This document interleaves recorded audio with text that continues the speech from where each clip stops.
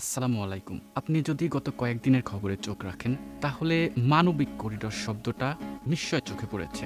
রাখাইনে চলছে ভয়াবহ যুদ্ধ আর বাংলাদেশ সীমান্তে তৈরি হচ্ছে মানবিক করিডোর। সরকার বলছে এটি আন্তর্জাতিক স্বীকৃত একটি মানবিক উদ্যোগ, আর বিরোধী দল বলছে এই করিডোর দিয়ে মূলত সেনা ঢুকানোর সুযোগ তৈরি করে দেওয়া হচ্ছে। কিন্তু আসল সত্যটা কি? মানবিক করিডোরের অর্থ কি মিয়ানমারের যুদ্ধ বাংলাদেশের ঘাড়ে এসে পড়ছে? আর এই সংকটের পিছনে মূলত রাজনৈতিক হিসাবটা কি?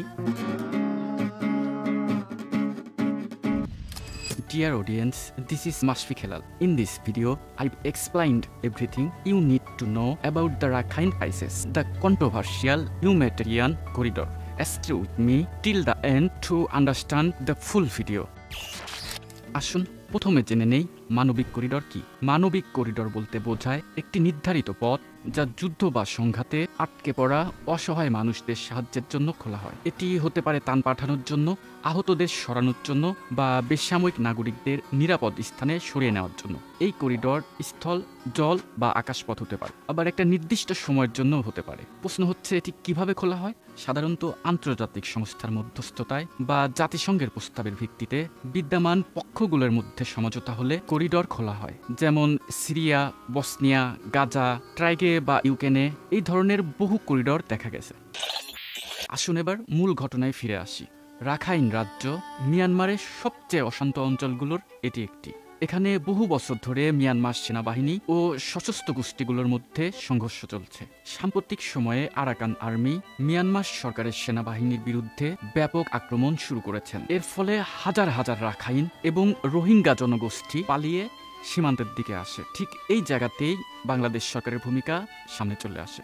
বাংলাদেশ সরকার বলে মানবিক কারণে সীমান্তে একটি হিউম্যানিটেরিয়ান করিডোর রাখা হয়েছে, যাতে করে মিয়ানমারের অভ্যন্তরে থাকা বিপদাপন্ন মানুষের জন্য খাবার, ওষুধ এবং সহায়তা পাঠানো যায়। কিন্তু প্রশ্ন হলো, এই করিডোর কারা ব্যবহার করবে? শুধু খাদ্য সরবরাহকারীরা, নাকি সাময়িক লক্ষ্যেও এটা ব্যবহার হতে পারে? আজকে একটা খবর দেখে আমি একটু চিন্তিত হলাম। উপদেষ্টা, আপনার বৈদেশিক উপদেষ্টা তহিদ সাহেব তিনি বলছেন যে আরাকানদের সঙ্গে যোগাযোগের জন্য আমরা একটা হিউম্যানিটেরিয়ান প্যাসেজ, মানবিক একটা প্যাসেজ আমরা আরাকানে দিতে চাচ্ছি। এটা অনেক বড় সিদ্ধান্ত। এই সিদ্ধান্তের সঙ্গে আমাদের স্বাধীনতা, সার্বভৌমত্ব এবং ভবিষ্যতে এই অঞ্চলের শান্তি স্থিতিশীলতা জড়িত আছে। সরকারের উচিত ছিল, দায়িত্ব ছিল এই বিষয়টা নিয়ে সমস্ত রাজনৈতিক দলগুলোর সঙ্গে কথা বলা। বিএনপি মহাসচিব মির্জা ফখরুল ইসলাম বলেন, এই করিডোরের মাধ্যমে মিয়ানমারের জান্তার সাথে চুক্তি করে সরকার তাদের অস্ত্র, সেনা বা কূটনৈতিক সহযোগিতা দিচ্ছে। তিনি আরও বলেছেন, এর ফলে বাংলাদেশ হুমকির মুখে পড়বে। মানবিক করিডোরের নামে একটা উদ্যোগ আমরা সর্বপ্রথম, এটি আমাদের নলেজে আসার সাথে সাথেই আমরা বলেছি এর সাথে জাতীয় নিরাপত্তার বিষয় জড়িত। সুতরাং এই বিষয়টি ভেবে চিনতে আগাতে হবে। হুট করে এটাতে কোনো কিছু করা যাবে না। করিডোর স্পর্শকাতর বিষয়, দেশের সার্বভৌমত্ব ক্ষুণ্ণ হয় এমন বিষয়ে সেনাবাহিনী আপোষহীন।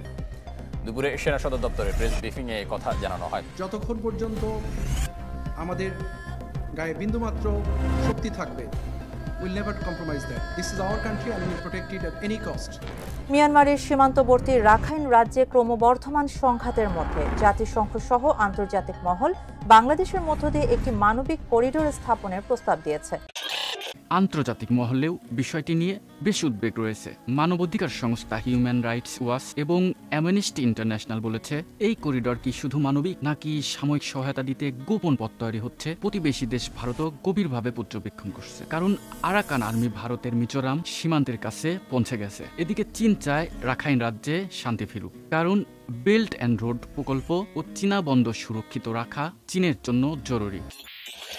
তাহলে প্রশ্ন হলো, মানবিক করিডোর কি মানবতার সাথে, নাকি রাজনৈতিক কৌশলের অংশ?